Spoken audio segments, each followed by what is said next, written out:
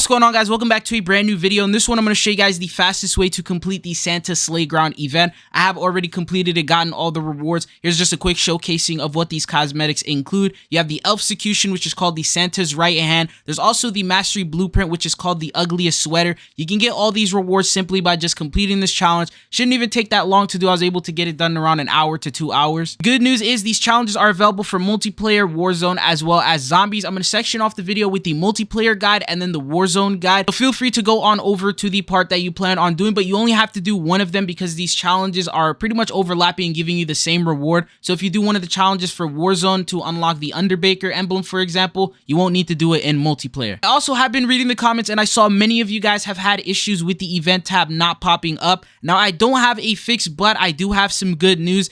I did test it out on a brand new second account that did not have this event tab available. I went and I did some of the Dune challenges where all you have to do was gain XP. And then I went and I checked the locker and I actually ended up getting the rewards. So even if you don't see the event tab, you still will be able to unlock all the different rewards that are going to be available for you. The only bad news is you're not going to have the event tab to be able to track your progress through them. So I would highly recommend that you write down these challenges that I'm about to show you. So that way you know exactly what to do and keep doing them until you get the pop-up notification. If you don't get that, occasionally check your locker when you believe you have completed one of the challenges, but unfortunately you're gonna have to track it yourself. It doesn't seem like they have done any sort of update to fix this. Anyways, I provided all of the different types of challenges that you'll need to do for multiplayer, then for Warzone, as well as for zombies. So for those of you guys who don't see the event tab, feel free to screenshot whichever mode you plan on playing, and that way you'll know exactly what challenges you'll need to do. Anyways, for the multiplayer challenges that we have, the first tip that I would recommend is you put on the DG58 LSW. Do that challenge first. You'll need to get 100 eliminations. This is the loadout that I ended up using, so feel free to take a screenshot of this, but it's a very overpowered gun. You should be able to get them pretty quickly.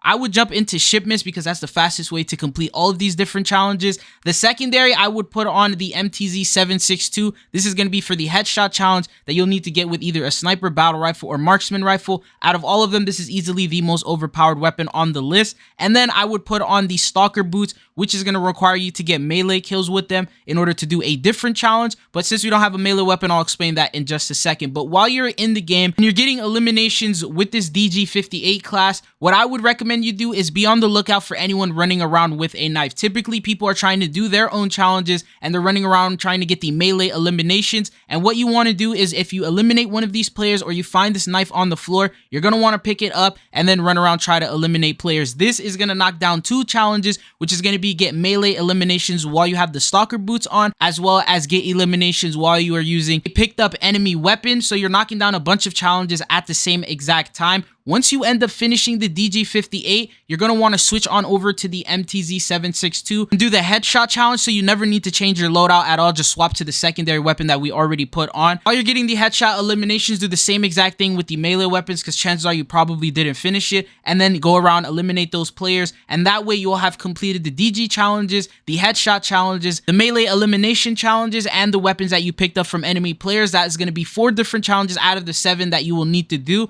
And then the other one is going to be get eliminations while you are sliding or crouching. This one, you'll just need to remind yourself to just crouch and eliminate players while you are using the DG class. That one you don't really have to worry about too much. You can easily get that done in the first couple minutes of a game. Next challenge is going to be get eliminations with snowballs and snowball gunfight. This one's pretty straightforward. Just jump in, play that mode, get the eliminations as you see players. There's also going to be yellow snowballs that will fall on the map. Those are going to give you one-shot kills. They're a little bit more powerful than the regular ones. You can pick those up to give yourself a better chance, but this sort of plays out like throwing knives, so you just throw them at people and you should be able to get the eliminations and really won't have to worry about them too much. Next one is get 40 operator kills while you are playing Infected Holiday. This one could take you some time. Usually on average, I don't really get that many kills on there, maybe like 4 to 5 kills per game. Only tip that I would give you is back yourself up in towards like a corner where people can't come from behind. Set down as many claymores as you can, spread them around the map. These could help you get eliminations as well. Try to keep moving, ducking, and dodging these snowballs while you're trying to eliminate players, all while making sure that your back is not towards the enemy. So that's why I say back up towards a corner or towards a wall, so that way people can't come up and run up behind you. This challenge is just meant for you to play the game continuously, and as you play the game, you'll end up getting the elimination. eliminations. Going on to the next thing that we have, this is going to be Warzone. The biggest tip that I can give you is first focus on the snowball challenges. These are going to be the ones that I would say you do first because they're not even really that hard to do, but you can get them out the way. The others usually come by as you play the game. So like get eliminations with ARs, SMGs.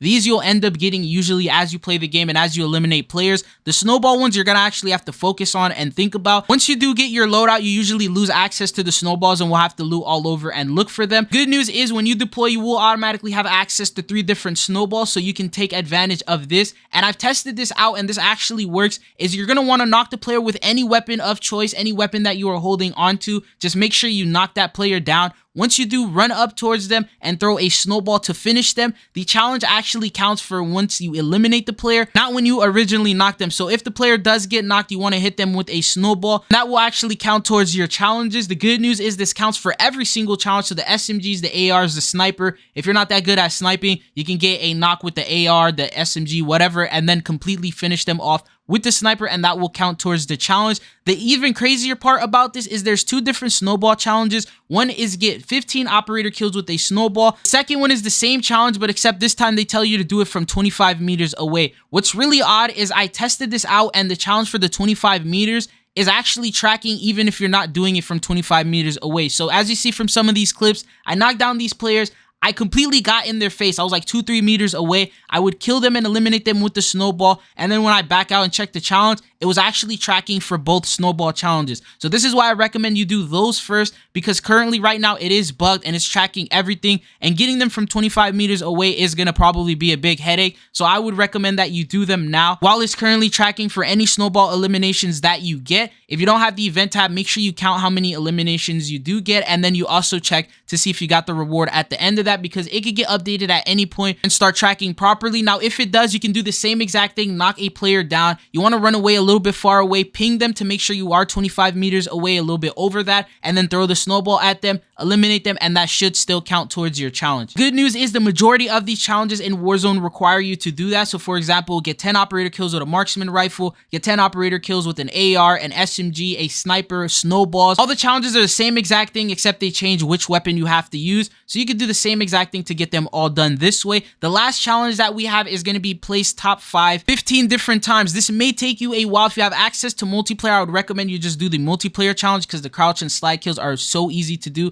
But if you don't, what I would recommend that you do is you have to turn squad fill on. Make sure you have a squad because the more players on your team, the less enemy players they are. Make sure you hunt down the deer that are available on the map and you eliminate them because they drop a bunch of reinforcement flares. Make sure everyone in your squad gets one. As soon as the redeploy closes and players start getting eliminated, you can always spawn them back in. You also want to take hold of the train. That's the most overpowered thing on the map. Or you can simply just hide it out and play it safe all the way up until you get to that top 5 area. But usually, while you're completing these challenges, you'll end up finding your way to that top 5 spot. But this is pretty much everything that I know of in order for you to complete these event challenges. I was able to do them in literally just an hour or 2. So I would highly recommend that you do them. There's a bunch of different rewards that you'll be able to get. You have an entire 2 weeks to do this event. So take your time with it. Have fun with it. Make sure that you track it if you don't have access to the event tab. But that's all I got for you guys in this video. Thank you guys for tuning in. And hopefully I'll be seeing you guys back on the channel again. Peace.